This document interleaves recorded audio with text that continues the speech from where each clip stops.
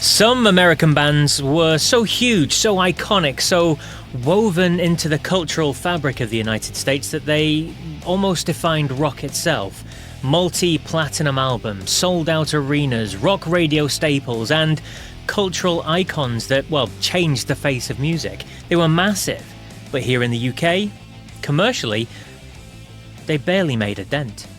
Now, before anybody gets defensive, yes, we knew these bands. They weren't unknowns. They were in magazines. They were played on rock radio or the pub jukebox. But sadly, over here, commercially, the mainstream for the general public, it was all about the UK Top 40 charts. If you didn't make them, you didn't really land. Radio ignored you. You weren't on Top of the Pops. That was a big deal. And so that is what this list is all about. Commercial success, album and single. And it comes on the back of my last video where we looked at 10 British rock bands who are massive here but couldn't catch a break in the States. So it's only fair that I flipped the script. And yes, I know that for all these bands, it didn't really matter about breaking the UK market. Let's be honest, the US was and is far more lucrative, so it makes little difference whether their singles sold well in Stockport or if their album shifted well in Aberdeen. But it's really interesting to see how some iconic groups, legendary artists, were just left on the shelf over here. Now let me know in the comments, if you're from the UK, why didn't these legendary bands sell more here at the time? And if you're American, did you realise just how your musical greats, your household names failed to match that success here across the pond? Okay, let's get stuck in. Let's start with a band that perfectly blended edgy new wave cool with glossy radio rock. In America, the Cars were everywhere. Their 1978 self-titled debut stayed on the Billboard 200 for 139 weeks. That's nearly 3 years. It sold 6 million copies and became a blueprint for late 70s rock. The songs like Just What I Needed, My Best Friend's Girl, and Good Times Roll, they were all FM radio gold. They were MTV pioneers too. Their 1984 hit You Might Think won the Video of the Year at the very first VMAs. The album it came from, Heartbeat City, went quadruple platinum in the US. The Cars had 4 US top 10 singles and they sold over 23 million albums. Here in the UK, well, a far more modest picture. Drive did reach number 4 in 1984. My Best Friend's Girl got to number 3. Solid hits, but beyond that they didn't really connect. Only 2 albums cracked the UK top 40. The Cars at 29 and Heartbeat City went to 25. Both went gold, sales of 100,000 units. But the rest of their discography, including Candy-O, Shake It Up, Panorama, did not chart at all. Big in America, briefly visible in the UK. Cheap Trick had a career arc that most bands would kill for. They were power pop warriors who turned into one of the most influential live acts of their generation. In 1979, Cheap Trick at Budokan recorded in front of a rabid Japanese audience, went triple platinum in the US. It captured a raw energy that made them stars. The single I Want You to Want Me became a massive hit, and they followed up with Dream Police, Heaven Tonight, and later Lap of Luxury, each album going platinum. They had hit singles like of Surrender, The Flame, which was a number 1, and If You Want My Love. They toured relentlessly as well, over 5,000 live shows, and they were inducted into the Rock and Roll Hall of Fame in 2016. The UK response to Cheap Trick? Tepid. Only one song ever made the UK top 40, and that was I Want You to Want Me, which reached number 29. Just one album, the live record at Budokan, that was peaking at number 29 as well. Everything else missed the charts completely. That's one of the most tireless, respected US rock bands of the era that Britain barely noticed.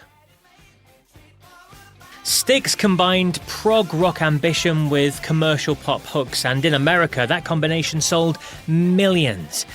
Starting in the late 70s, they released a string of platinum, multi-platinum albums likes of Grand Illusion, Pieces of 8, Cornerstone and Paradise Theatre. They scored 8 top 10 US singles, including Come Sail Away, Babe, The Best of Times and Mr. Roboto. They were theatrical, bombastic, occasionally ridiculous, but, well, people just couldn't get enough. In Britain, not quite the same story. They did have one really big hit. Babe made it to number 6 on the UK singles chart in 1980, but that was their only top 40 placing. Paradise Theatre, again, peaked at number 8 on the UK album chart. That's great, but that was it. The rest, barely a ripple. The band sold over 20 million albums in America. In the UK, they got one certification. Paradise Theatre went silver to commemorate 60,000 copies sold. Bob Seger is American rock's everyman. Gruff voice, heartfelt lyrics, and songs about cars and heartbreak. Before his breakthrough, he spent his years grinding out across the Midwest, but in 1976, Live Bullet and the Night Moves turned him into a star. He followed with Stranger in Town and Against the Wind, both multi-platinum. Against the Wind hit number 1 in the US. He wrote classic tracks like Turn the Page, Old Time Rock and Roll, Main Street, Like a Rock. He was inducted into the Rock and Roll Hall of Fame. He sold 50 million albums. But over here, only one single, and that was a 1995 reissue of We've Got Tonight, cracked the UK Top 40, peaking at number 22. 3 albums did make the UK Top 40 though. Against the Wind reached number 26, and there was 2 others that scraped the lower end of the chart. But for someone who soundtracked generations of American life, Britain just gave him next to nothing. Kansas. They wrote some of the most recognisable classic rock songs ever recorded. Carry On, Wayward Son is one of the most played tracks on US classic rock radio. Dust in the Wind is still being used in film trailers and sitcoms and weddings and funerals. They had a monster run in the 70s. Let's think of Left Overture. It went 5 times platinum. Point of No Return, 4 times platinum. Monolith, 2 for the Show. The Best of Kansas, they all went platinum as well. They spent over 200 weeks on the Billboard 200. But here in the UK, absolutely nothing. Not a single single, not a single album, not one chart position. For a band with 2 of the most recognisable American rock songs of the era, Britain didn't chart either of them. Grand Funk were a phenomenon. Maybe not critically loved, but fan adored. They even sold out Shea Stadium faster than the Beatles. In the US, they scored 6 platinum albums, 7 gold, and had 2 number 1 singles.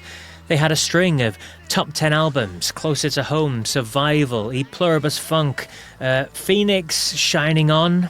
Phew. They weren't glamorous, but they were loud, raw, working class heroes. The UK, however, didn't want any of it. Only one chart entry, Inside Looking Out, peaked at number 40 in 1971 and stayed there for a single week. None of their albums made the top 40 either. That's despite millions of records sold back home. It's like we heard the name and went, it sounds too American. If you're talking about musicianship, improvisation and live performances, then the Allman Brothers Band are among the best to ever do it. Their 1971 live album, At Fillmore East, is legendary. It's often ranked as the greatest live album ever made, and rightly so. Eat a Peach, Brothers and Sisters followed, both going platinum. Ramblin' Man was a number 2 hit in the US as well. The band had to overcome tragedy, the deaths of Duane Allman and Berry Oakley, but they still kept going. They released a string of strong albums in the 70s and into the 80s, and they were inducted into the Rock and Roll Hall of Fame way back in 1995. But in Britain, commercially, a complete blank. No albums charted. No singles in the top 40. None. 0. Zip. That's not just being slept on, that's being left outside in the cold without a blanket. Boston's 1976 debut is a monster. It's one of the best-selling debut albums of all time, 17 times platinum. Tracks like More Than a Feeling, Peace of Mind and Foreplay Long Time became instant staples in America. The second album, Don't Look Back, 7 times platinum. Third Stage, released 8 years later, debuted at number 1 in the US and gave them their only US number 1 single as well with Amanda. They sold over 31 million albums in the States. But here, we sort of shrugged. More Than a Feeling peaked at number 22. It's their only top 40 single in the UK. One-hit wonders, perhaps? Their debut album did reach number 11, and Don't Look Back made it to number 9. Third Stage managed a brief appearance at number 36. Respectable, perhaps, but when you compare it to their US dominance, it's incredibly underwhelming. And at 2, these weren't just a band, they were a brand, an anthem, a karaoke standard, a stadium favourite. They sold over 50 million albums in America. Escape and Frontiers are classic albums. Don't Stop Believing is practically part of the American DNA. Their greatest hits album went 18 times platinum. They had 16 US top 40 singles. Open Arms, Separate Ways, Faithfully, Wheel in the Sky. The hits go on and on. But here in the UK, not a single charting single until Glee happened. It took a teen high school TV show to cover Don't Stop Believing to finally nudge the original into the UK charts. A song released in 1981 finally made it into the UK mainstream 30 years later. As for their albums, well, Frontiers peaked at number 6, and that's not bad, but it quickly tumbled out and only stayed on the charts for 4 weeks. Journey were huge in the US, but in the UK, a late bloomer by accident. Now, this one might be controversial, yes. Van Halen did well in the UK, but we're talking about Van Halen, one of the most important American rock bands ever. Their debut album went diamond in the US. 1984 went diamond. 5150, OU812, For Unlawful Carnal Knowledge, Balance, all #1 albums in the US. Eddie Van Halen, a game changer. Eruption reinvented the guitar solo. They influenced everyone from thrash metal bands to pop producers. Jump hit #1 in the US. They sold 80 million records. They were everywhere. But then the UK. Most albums had respectable positions, peaking around the teens perhaps. Crazily, only Balance from 1995, the band's last album with Sammy Hagar, made the top 10. They had just 2 UK top 10 singles, Jump and Why Can't This Be Love? And that's it. No Panama, no Hot for Teacher, no Running with the Devil, no Dance the Night Away, no You Really Got Me. None of them even charted. These weren't just hits, they were anthems in the US, and we barely heard them.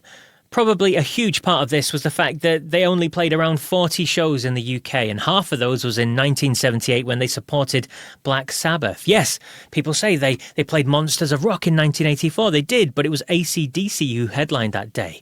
And then they had some big dates in 1995 at Wembley Stadium.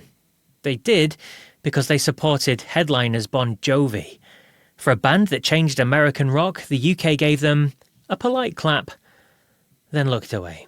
And there you have it, 10 American rock giants that Britain never properly embraced at the time. Yes, we knew who they were, but did we buy the albums? Did they get played on radio? Did we push them into the charts? No, not really.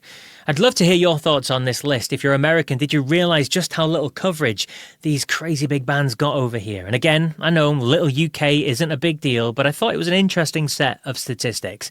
And don't forget to hit subscribe to VRP Rocks for more classic rock countdowns, deep cuts and interviews with legends who made the music.